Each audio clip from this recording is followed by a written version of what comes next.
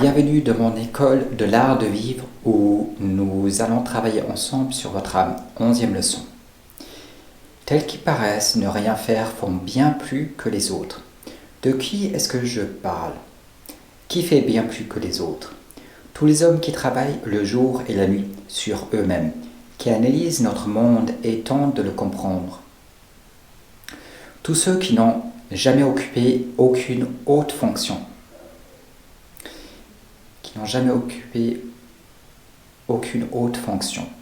mais grâce à l'art qu'ils cultivent, contribuent bien plus.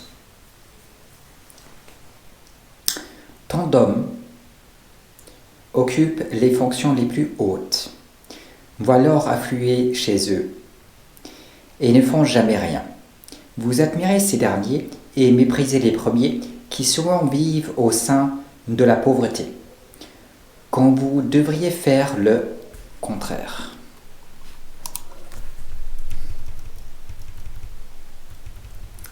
Je suis fils de Micron, j'ai une assistante qui fait tout pour moi. Je ne fais rien. Fais-je partie de ceux qu'il faut admirer? Pourquoi poses-tu la question quand tu as la réponse? Voulez-vous savoir ce que vous devez être, l'esclave de la philosophie? Ce n'est qu'en elle que vous pouvez trouver votre salut, votre liberté. Le monde externe ne peut ni vous la vendre, ni vous la prendre. Donc je parle de votre liberté, qui est le fruit de la philosophie, et que le monde externe ne peut ni vous vendre, ni vous prendre, cette liberté. Donc cette liberté, vous devez la conquérir vous-même. Le monde externe ne peut ni vous la vendre, ni vous la prendre. Il s'agit bien entendu exclusivement du stoïcisme, tout le reste ne vous offrira aucun des biens dont je parle.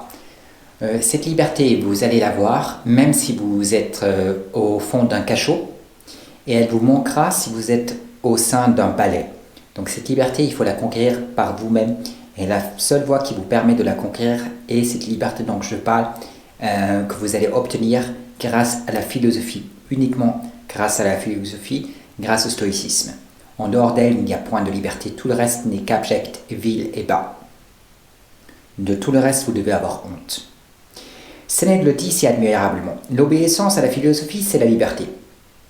C'est la seule hétéronomie, vassalité, dont la couronne est la liberté. Donc le fruit que la philosophie vous offrira est cette liberté dont je vous parle. Une liberté qui est égale à toute épreuve et que personne ne pourra vous ravir. L'homme doit repousser tout sentiment du mal. Pour lui, il ne peut y avoir d'injustice. Tout se passe toujours d'après les lois auxquelles il est soumis. Elles veulent qu'il perde, qu'il meure, et s'écrivent « Ô fortune, pourquoi t'acharnes-tu sur ma personne ?» C'est pour cela qu'il vit le jour, afin d'exhiber à quel point il puisse endurer la souffrance.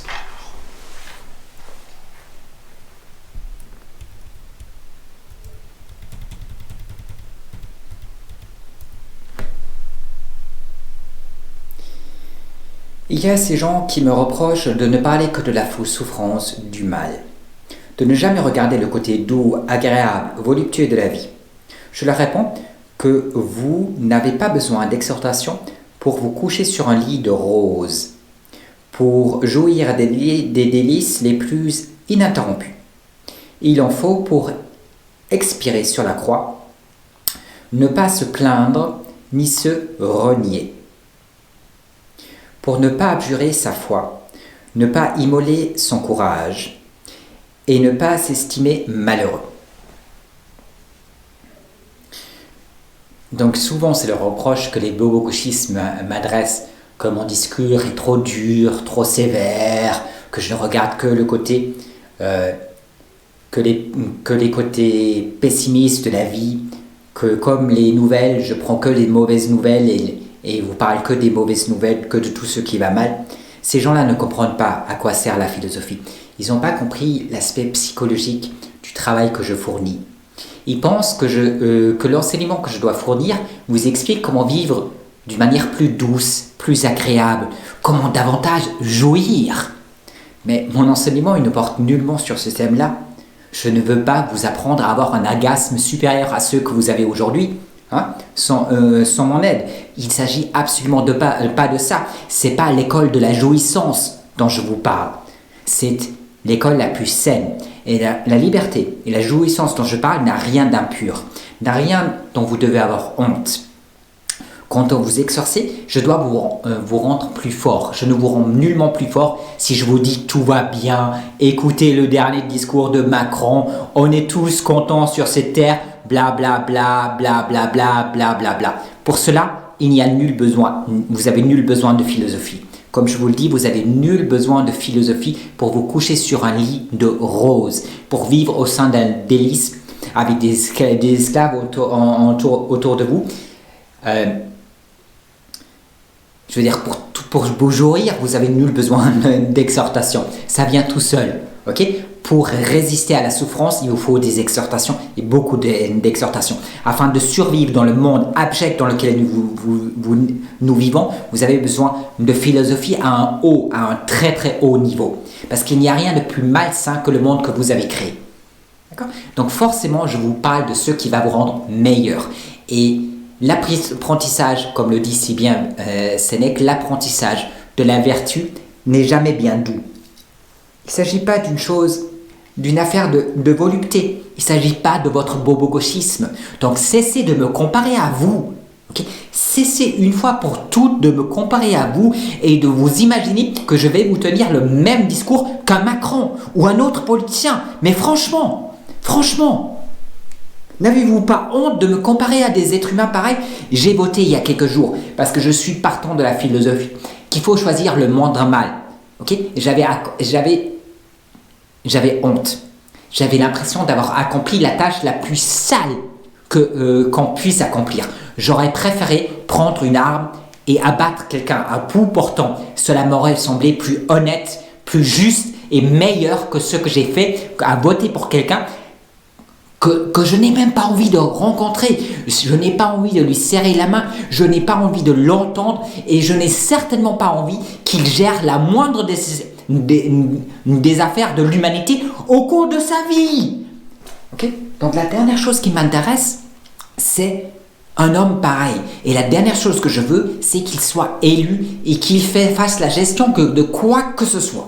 D'accord? J'ai néanmoins voté parce que j'ai essayé de choisir le moindre mal. Mais c'est abject. De A à Z, c'est abject. Je n'ai jamais connu le moindre politicien que j'estime digne de recevoir la moindre voix du moindre de ses semblables. Je n'ai jamais vu. D'accord? Donc forcément, je vais vous parler des choses difficiles parce que c'est en vous exerçant que vous allez devenir meilleur. C'est comme si vous voulez courir le marathon, mais vous n'avez jamais envie de faire d'efforts et jamais commencé à courir. D'accord? De même, la philosophie, c'est un art difficile. D'accord? C'est peut-être l'art le plus difficile qui existe, parce qu'il n'est pas facile d'avoir une âme saine, en paix et réglée. Okay? D'être sage, c'est probablement l'art le plus difficile. Il est plus facile de gagner les Jeux olympiques que de devenir sage. Donc forcément, ce dont je vais vous parler, ça sera des scénarios d'épreuve qui vous endurcissent et vous permettent d'obtenir assez de force afin d'y faire face. Okay? Donc arrêtez, mais franchement arrêtez, une fois pour toutes, de me comparer aux hommes les plus abjects qui n'ont jamais croupi sur cette terre. Vous allez me choisir l'homme que vous estimez le pire de tous dans une de nos cellules, celui qui a violé, pillé, bouffé des enfants. Okay? Je le préfère à n'importe quel de vos politiciens pour lesquels vous votez. Et ce que je dis des politiciens, je ne pense pas mieux des autres groupes. Mais je le préfère. Pourquoi? Il est certainement tordu, il a certainement des problèmes gravissimes, mais je pense qu'on peut travailler dessus et peut-être tourner en bien son élan qui actuellement va vers le mal. Peut-être, je ne suis pas certain. Mais je le préfère en tout cas à votre Macron. Okay? Et je pense que même s'il a bouffé 150 enfants, il fait moins de mal que le moindre de vos politiciens, le dernier de vos politiciens.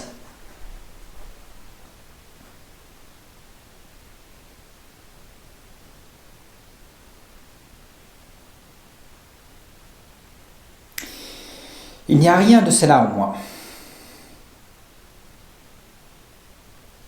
Donc je parlais de ces épreuves dont vous avez besoin qui vous permettent de mourir sur la croix, pour ne pas abjurer votre foi, ne pas immoler son courage et ne pas s'estimer malheureux. Il n'y a rien de tout cela en moi, certes, parce que vous n'avez rien fait afin que ces qualités se trouvent en vous. Donc à nouveau, ces qualités-là, si vous les avoir, il faut les conquérir. Le chemin qui vous y mène ne sera jamais bien doux. Ce sera jamais votre bobo-cochisme. Ce sera jamais la vie la plus voluptueuse, sans contrariété. Ok ? Et ça vous fera, la première fois que vous l'entendez, ça vous fera moins plaisir qu'un discours de Macron. Le discours de Macron est beaucoup plus enchanteur, beaucoup plus « Oh, c'est chouette, vraiment bien, le PIB a augmenté, qu'est-ce que je suis content !» Et tout le reste, d'accord ? Toutes les inepties dont vous ne comprenez rien, que vous n'avez jamais saisi, que vous n'allez jamais comprendre. Et vous, tous, vous êtes là en train d'applaudir, dire « Oh, Macron et Brigitte, je t'aime !» Je veux dire, mon discours ne sert à jamais ça. Ça ne sert à rien de me comparer à des hommes pareils. Ça ne sert à rien. Tournez la page, allez voir leurs discours si vous pensez qu'ils sont magnifiques. À chaque fois que je les entends, j'ai envie de gerber. À chaque fois que je vote pour le moindre des politiciens, qu'importe que ce soit la droite ou la gauche, j'ai honte. J'ai honte et j'ai l'impression d'avoir accompli l'acte le plus sale imaginable. Vous ne voulez que jouir. Tout discours qui s'écarte de votre plaisir est un crime de lèse-majesté. En vous parlant des vertus d'épreuve dont vous avez besoin quand la fortune s'opiniâtre sur vous, je porte une atteinte inadmissible à l'empire du vice auquel vous vous êtes soumis. Cette faute, d'après vous, est inadmissible et vous me haïssez. La louange des vices est admissible, celle de la vertu est condamnable. Donc à nouveau, pour vous, le vice c'est le bien.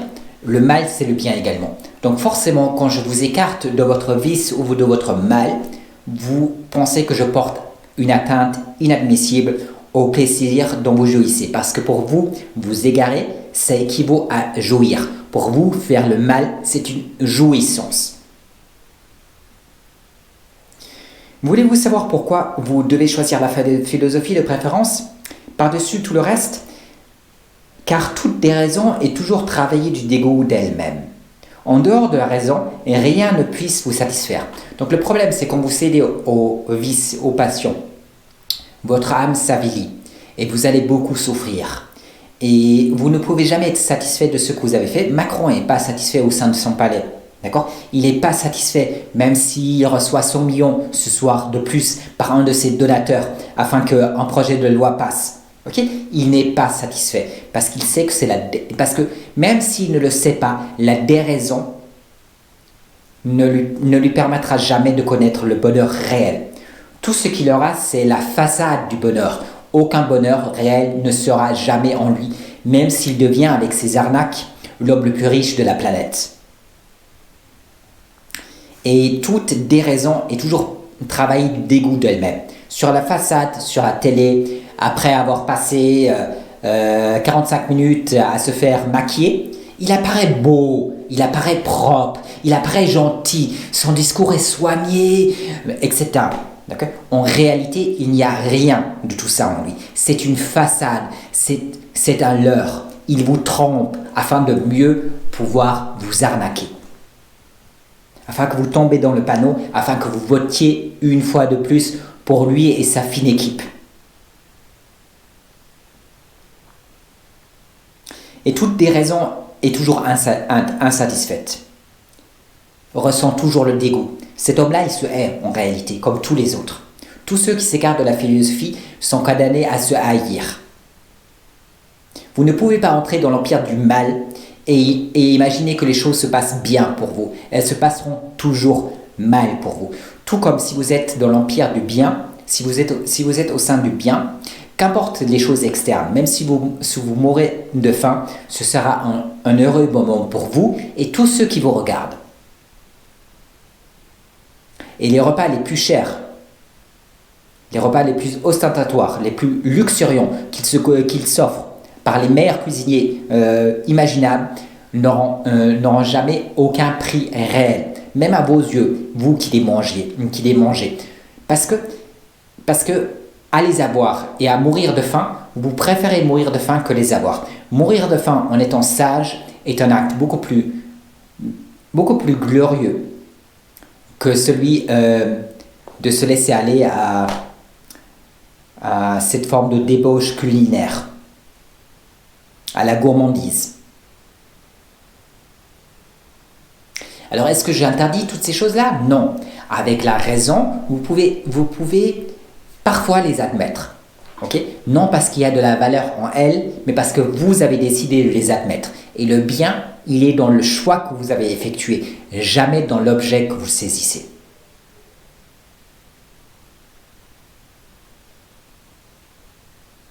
Donc, en dehors de la raison, rien ne puisse vous satisfaire. Je vais tenter de vous expliquer pourquoi je m'oppose aux lois absurdes de propriété, de jouissance que nous avons créées et qui nous entourent incessamment. À cette fin, je vous lis un extrait de mon livre stoïque. Donc le passage suivant se trouve également dans mon livre stoïque, qui sera, je l'espère, bientôt imprimé et à votre disposition. Tout ce qui est privé et antisocial. Tout ce qui est privé et antisocial. Car quand vous prenez un endroit et vous inscrivez privé dessus, vous dites « Je puis faire valoir mes droits contre ceux de tous ». Et par conséquent, l'endroit qui appartenait à tous, à présent, vous appartient. Et vous pouvez faire valoir nos droits contre tous. Donc, il vous appartient exclusivement. Donc, je vais changer ici. Et l'endroit qui appartenait à tous vous appartient à présent exclusivement. Donc, je change la phrase telle que je l'ai construite. Parce que je pense que c'est mieux de faire plus court et plus simple. Ce n'est pas antisocial, car il s'agit des lois de notre société. Donc, toujours ceux qu'on critique me disent « Mais pas du tout, ta critique, elle est inadmissible, les choses sont ainsi. » D'accord? Ça, c'est ainsi, c'est écrit dans nos codes.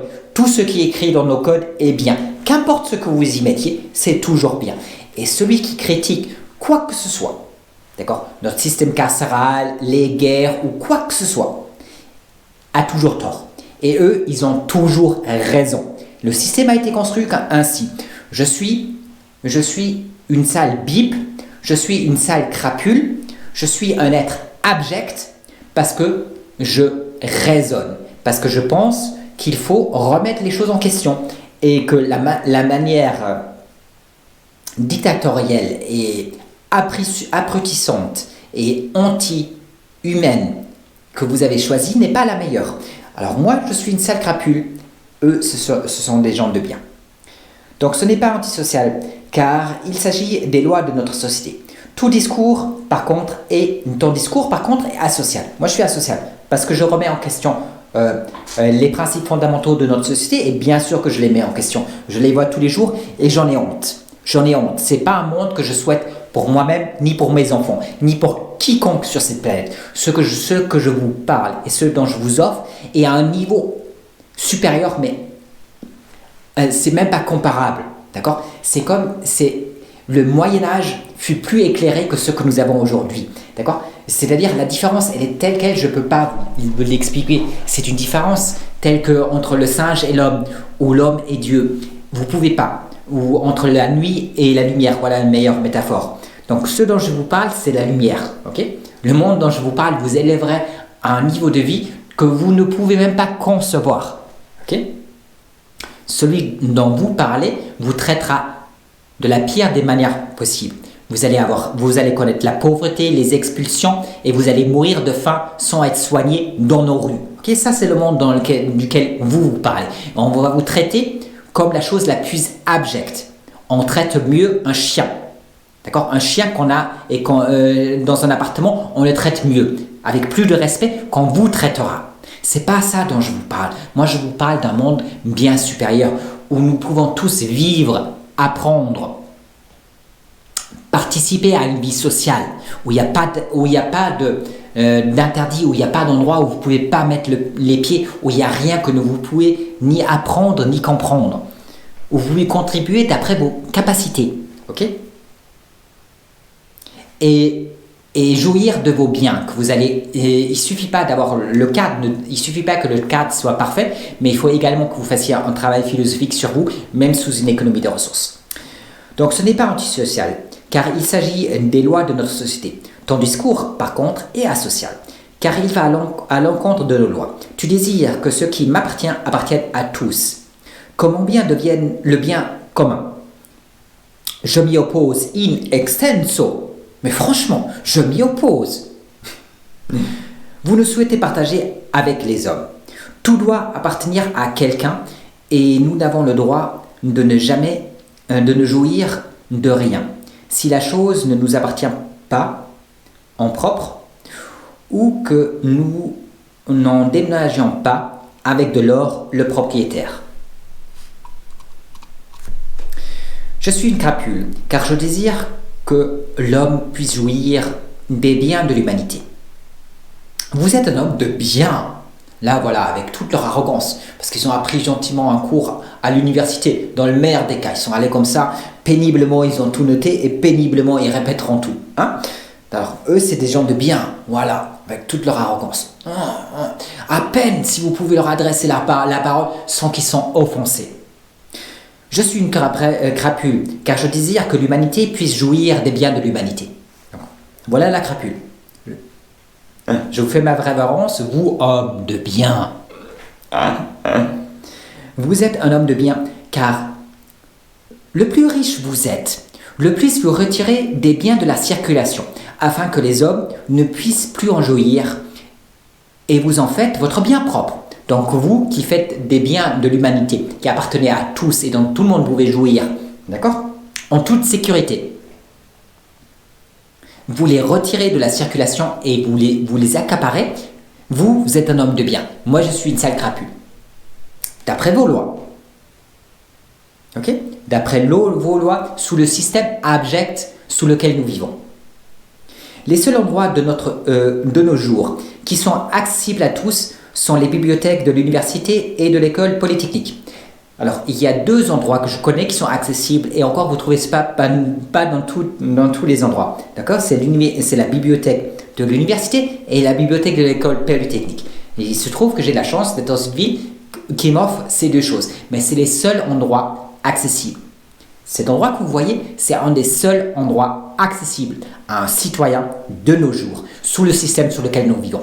De partout ailleurs, si je vais, la police m'arrête, me met les menottes et m'enferme dans une cellule.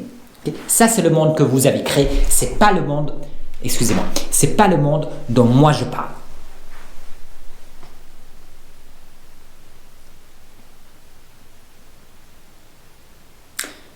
Donc les seuls endroits de nos jours qui sont accessibles à tous sont les bibliothèques de l'université et de l'école politique. Encore cela ne s'avère pas entièrement véridique. Alors vous avez bien compris que ça peut pas être réellement ça, hein, que c'est se tromper. Et je vais vous expliquer pourquoi. Parce que sous notre système, je veux dire, de faire vraiment quelque chose de réellement bien, ça n'a le droit d'exister nulle part. Même pas à l'université et même pas dans nos écoles polytechniques. Donc même dans ces endroits, c'est pas ainsi. Puisqu'il y a des cartes étudiants. Et que pour avoir accès à certains bâtiments, même s'ils sont totalement vides toute la journée, hein, pour y avoir accès, vous devez être en possession d'une autorisation qu'on n'accorde même pas aux étudiants. Voilà le système super que vous avez créé. Ok? Donc il y a des bâtiments qui sont vides toute la journée et vous n'avez pas le droit d'y accéder. Vous ne pouvez pas vous inscrire, vous ne pouvez pas y mettre les pieds. À nouveau, si vous le faites, la police vous mettra les menottes et vous enfermera dans une de nos cellules. Parce que vous êtes vraiment un individu inacceptable. Qu'est-ce que vous pensiez comme ça? Aller dans une salle de classe et quoi? Peut-être donner un cours? Mais vous, non, jamais de la vie. Vous répétez pas gentiment et joliment, ça c'est ce qu'on me reproche, hein. Vous ne répétez pas gentiment et joliment toutes les inepties que nous enseignons dans nos hautes écoles. Tout le reste est privé, coûte cher et appartient à autrui. Donc, je vais reprendre. Encore, cela ne s'avère pas entièrement vrai. Donc, même à l'université, vous n'avez pas accès à tout, puisqu'il y a des cartes étudiants. Et pour avoir accès à certains bâtiments, vous devez être en possession d'une autorisation qu'on n'accorde même pas aux étudiants. Tout le reste est privé, coûte cher et appartient à autrui. Donc, tout le reste, en dehors des bibliothèques de l'université et de l'école polytechnique, tout le reste est privé et appartient à autrui. Vous avez donc, par définition, pas le droit d'y mettre les pieds. Vous n'y pouvez rien faire. Sous une économie de ressources, telle que définie par Jacques Fresco, tout est accessible, ouvert à la portée de tous. Et moi qui vous parle de ça, je vous rappelle, je suis une sale crapule pour notre système. Un sale communiste et tout le reste, un nazi, etc. Tout ce que vous voulez. Mais vraiment, tous les noms d'oiseaux, je suis bon. Juste parce que je ne suis pas pour vos lois abjectes. C'est vrai que je les rejette entièrement, catégoriquement, sans état d'âme. Toute ville a ses lieux d'études. Donc sous Jacques Fresco, toute ville a ses lieux d'études, sous une économie de ressources, de récréation, sportive, culturelle. Donc il n'y a pas juste une université, il y a tout. Tout est accessible pour vous. Tout est à votre disposition. 24 sur 24 de partout. Et à un niveau que vous ne pouvez même pas concevoir, bien supérieur de celui que nous connaissons aujourd'hui, que les milliardaires connaissent aujourd'hui. Tous peuvent avoir accès à n'importe quel bâtiment. Et jouir pleinement du bien commun de l'humanité. Personne n'est jamais exclu nulle part. Les seuls biens qui n'appartiennent pas à tous sont ceux dont vous jouissez et que vous ne pouvez partager avec tous, avec autrui. Tels que vos vêtements, votre ordinateur personnel ou le logement que vous occupez. Donc sous cette économie de ressources, il y a des choses dont vous jouissez. Par exemple, cette chemise, on va pas la mettre en bien commun, ça ne sert à rien. Okay. De même, vous avez besoin d'un téléphone, d'un ordinateur, d'un appartement ou d'une maison, vous pouvez choisir. Tout cela est à votre disposition exclusivement. C'est-à-dire on accorde à chacun, et chacun a son endroit. Qu'il utilise tant qu'il l'utilise. Après, s'il veut aller vivre dans une autre ville, s'il a envie de changer de logement, il change de logement. Mais tant qu'il l'utilise, il est là. Et une fois qu'il change de logement, de nouveau, tout est soit détruit, reconstruit, etc. On fait le nécessaire. Quand vous choisissez un logement, c'est un logement que vous avez choisi avant, sur un plan. Vous avez dessiné le blanc, d'accord, avec de l'intelligence artificielle. Vous avez dit, je veux une cuisine un peu plus grande, je veux un salon... différemment situé, je souhaite avoir plusieurs enfants, donc je veux deux chambres pour mes enfants, ou 3 ou 4. Vous choisissez d'après vos besoins, d'accord? Pas d'après votre capacité financière, mais d'après vos besoins. Et on vous accorde et on satisfait ces besoins indispensables. D'accord? Parce que chacun a besoin de se loger, chacun a besoin de se vêtir et chacun a besoin de remplir son estomac. Et je suis désolé. Vous n'êtes pas supposé faire mourir des êtres humains parce qu'ils ont vu le jour et eux, comme tout le reste de l'humanité, ont besoin des mêmes choses de base. Okay, nous les accordons simplement sans faire d'histoire. Et d'après ce que nous pouvons faire de mieux. Donc il y a certains trucs que vous tenez en propre, mais à l'ordinateur. Vous l'utilisez tant que vous l'utilisez. Ensuite, il est recyclé et vous prenez un nouveau. Ok? Un puits puissant, mais à nouveau gratuit. Je veux dire, ils sont tous là à votre disposition. Et si vous pensez avoir besoin de 2 ordinateurs, vous en prenez 2. Ma foi, c'est pas la fin du monde. Ok, on peut en construire assez pour que chaque être humain en ait. Pour le reste, tout est commun. Donc, sauf les 2-3 endroits, sauf votre vêtement, votre ordinateur ou le logement que vous occupez, pour le reste, tout est commun. Vous pouvez bien sûr, si vous le souhaitez, vous faire à manger dans votre appartement. Là, de nouveau, je vais parler de comment on se fait à manger. Mais il est plus probable que vous pouvez vous faire à manger dans votre appartement. Donc, si vous voulez avoir une cuisine dans votre appartement, la plupart des gens ne voudront pas une cuisine dans leur appartement. Mais si vous voulez une cuisine dans votre appartement parce que vous aimez bien cuisiner, vous pouvez avoir une cuisine dans votre appartement. Vous pouvez également participer à un restaurant qui cuisine et non seulement faire à manger pour vous, mais également contribuer à ça afin que les autres puissent jouir d'un bon repas. D'accord? Que vous mangez également. Parce que pourquoi juste faire pour les autres? Vous pouvez également vous faire à manger. Mais si vous voulez avoir une cuisine chez vous et vous faire à manger, vous le pouvez. On ne va pas vous l'interdire. Mais il est plus probable que vous descendiez et preniez un repas dans un des restaurants communs à la disposition de tous et gratuit. Pourquoi se faire à manger quand un robot peut préparer votre repas et vous servir ce qui vous fait plaisir? Donc la plupart des choses seront autonomisées et des robots vous feront à manger. Ça n'existe pas, vous n'avez aucune idée. Bien sûr que ça existe déjà aujourd'hui, à l'heure où je parle. Et demain, ça existera plus. Toutes ces cuisines-là, ça existe avec des bras robots qui vous font à manger. Ils apprennent à faire à manger en regardant les plus grands cuisiniers sur Internet, comment ils font un repas, et ils imitent, ils font exactement la même chose. Ces cuisines, ça coûte entre 30 000 et 80 000 francs. Tout le monde aura accès à ça. D'accord? Et ces robots seront parfaits et ils vous feront exactement le repas que vous voulez. Soit chez vous, soit ça sera une grande cuisine. Moi, je pense plutôt que c'est un grand endroit avec une grande cuisine et des robots qui vous font à manger. Mais comme un distributeur de boissons ou autre, vous dites simplement ce que vous voulez et le robot le prépare pour vous. Donc, vous allez avoir ce qui vous fait plaisir. Sur simple demande et sans qu'on exige quoi que ce soit de vous en contrepartie. Pourquoi vous y avez accès? Parce que vous avez vu le jour. Voilà pourquoi vous avez accès. Parce que nous comprenons que vous devez manger et que vous avez faim et que cet estomac-là, il faut le remplir. Des milliers d'années passées sur cette terre nous ont permis de comprendre cela. Okay? Chose que les boboxistes et les capitalistes refusent encore de comprendre de nos jours. Puisque pour eux, ça va parfaitement si vous mourrez dans la rue. Ça leur convient entièrement. C'est très satisfaisant. Okay. Par contre, je vous assure, pour eux-mêmes, ils vivent dans des villas d'une trentaine de pièces avec un endroit pour atterrir en hélicoptère et tout le reste. Pour eux-mêmes. Mais vous pouvez mourir dans nos rues. Durant toute ma vie, j'ai étudié nos lois, notre système économique. Ce que vous appelez le capitalisme. Mes études, mes analyses m'ont convaincu que ce n'est pas le meilleur des systèmes sous lequel l'humanité puisse vivre. Non que le capitalisme ne produise rien, mais il le fait en faveur d'une toute petite élite et au détriment de la masse. Alors tout ce que j'ai toujours vu, il y a une petite élite qui jouit, d'accord? Elle jouit, ses enfants jouissent. Ma première copine atterrissait dans une de ces villas à Nice avec un hélicoptère, d'accord?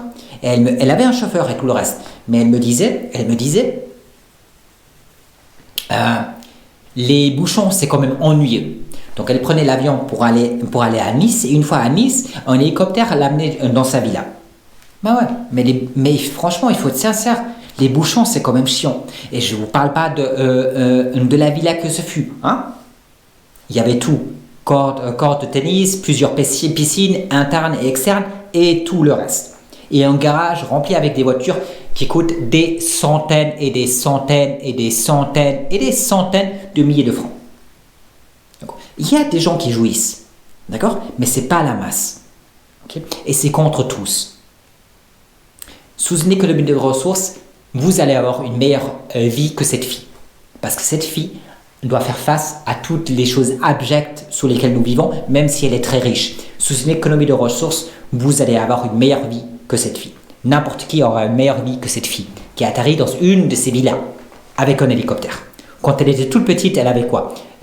10, 12 ans? Mais il lui fallait un hélicoptère pour rentrer chez elle. Le chauffeur, avec la Rolls-Royce, c'était pas assez. Durant toute ma vie, j'ai étudié nos lois, notre système économique, ce que vous appelez le capitalisme. Mes études, mes analyses m'ont convaincu que ce n'est pas le meilleur système sous lequel l'humanité puisse vivre. Donc le capitalisme ne produise rien. Alors le capitalisme produit des trucs, des petits trucs, d'accord? Des trucs qui se cassent tout le temps. Des trucs qu'il faut tout le temps racheter. Des trucs de mauvaise qualité. Ça, le capitalisme le produit, oui. Et si vous avez les moyens de vous acheter, vous pouvez vous acheter un de ces trucs qui va durer quelques mois avant qu'il se casse.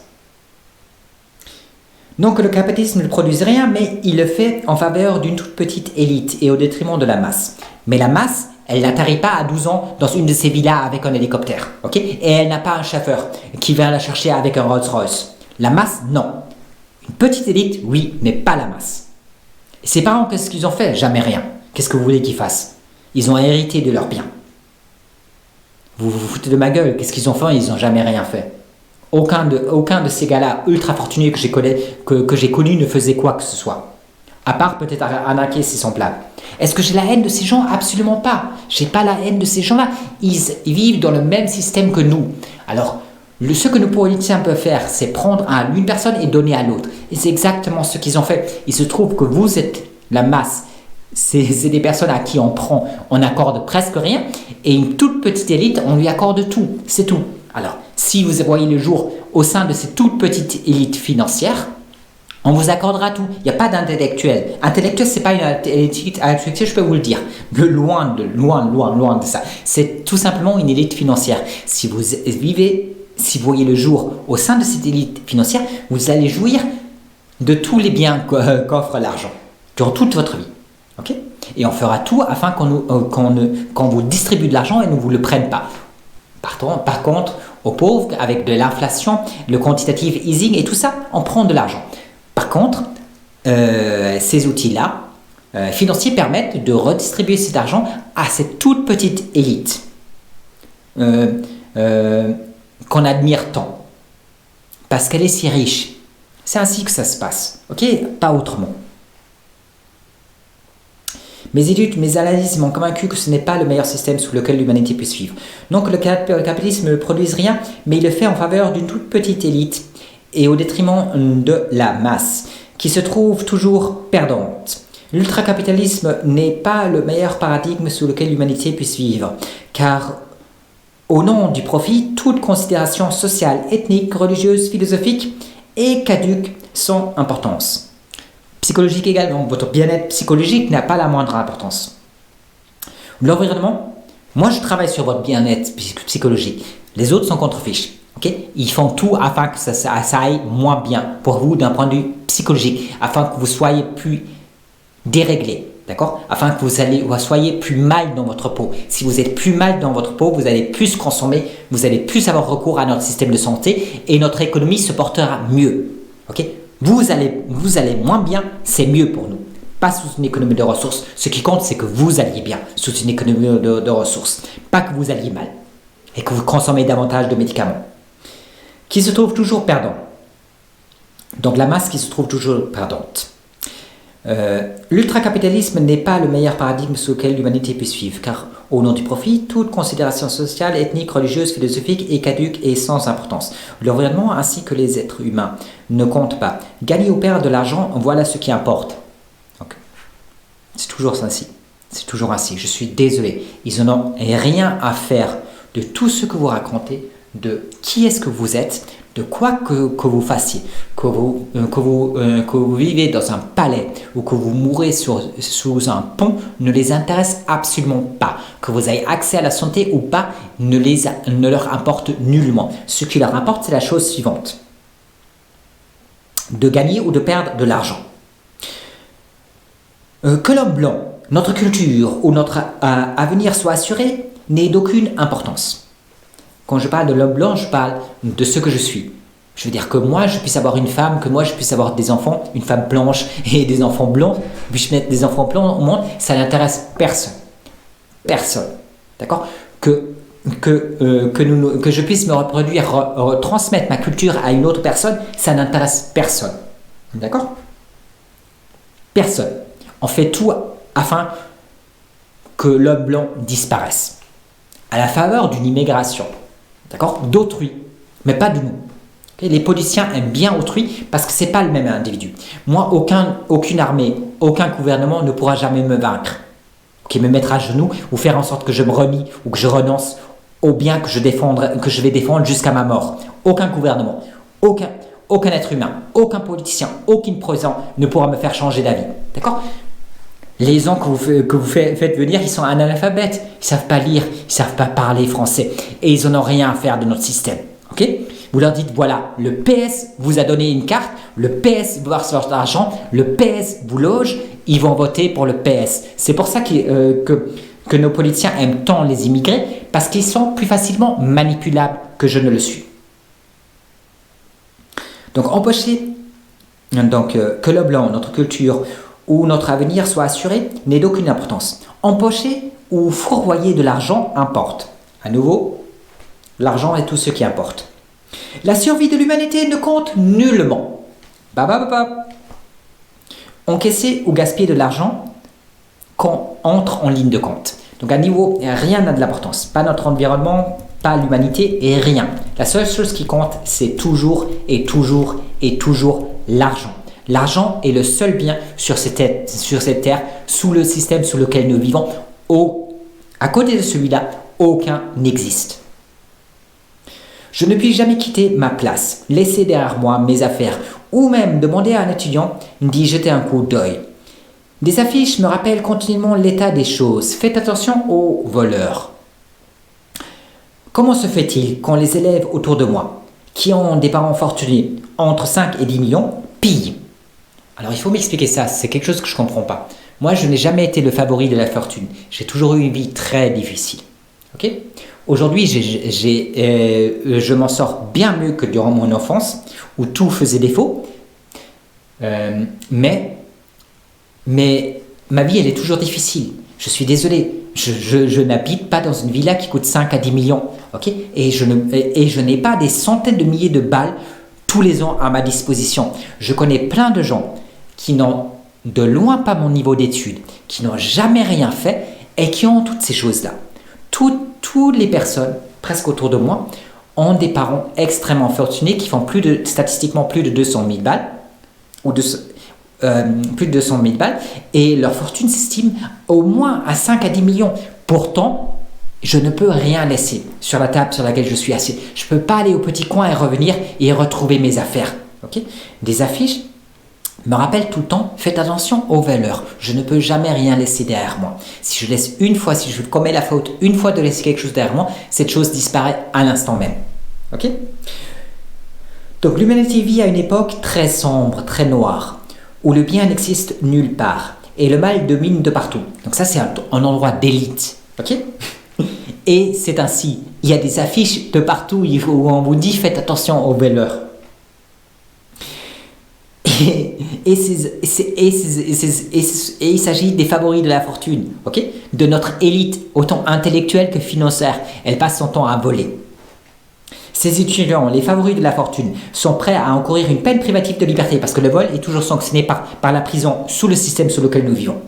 Chez moi, si quelqu'un vole, on prend note. Et on se demande qu'est-ce qui se passe. Pourquoi cet homme-là n'a-t-il pas accès à ce dont il a besoin? Et on lui vient en aide. On ne le foutra pas dans une prison. Ici, on vous fout en prison quand vous volez. Et sous ce système-là, malgré la sanction, et malgré le fait que ce soit notre élite autant financière que intellectuelle, ils volent. Ils passent leur temps à voler. Vous ne pouvez jamais rien laisser derrière vous. Ces étudiants, les favoris de la fortune, sont prêts à encourir une peine privative de liberté afin de vous voler un ordinateur, votre téléphone ou votre porte-monnaie. Comment pouvez-vous considérer que les choses vont bien sur Terre quand notre élite financière et intellectuelle se comporte ainsi? Donc tous ces gens-là qui me tiennent leur discours et veulent m'expliquer à quel point les choses vont bien sur cette Terre, c'est des menteurs patentés. C'est des menteurs patentés. J'ai mis les pieds chez les plus grands favoris de la fortune, chez les gens les plus fortunés, et j'ai également connu l'autre côté. Nulle part les choses vont bien. Que vous soyez riche ou pauvre, à l'heure actuelle, nulle part les choses vont bien. La déraison et le vice a tellement pris à une telle ampleur sous notre système que le bien ne puisse simplement pas avoir le jour et que vous ayez 100 millions sur votre compte en banque ou qu'il soit vide n'y change rien. Merci beaucoup de m'avoir regardé et je vous dis bientôt pour la prochaine leçon.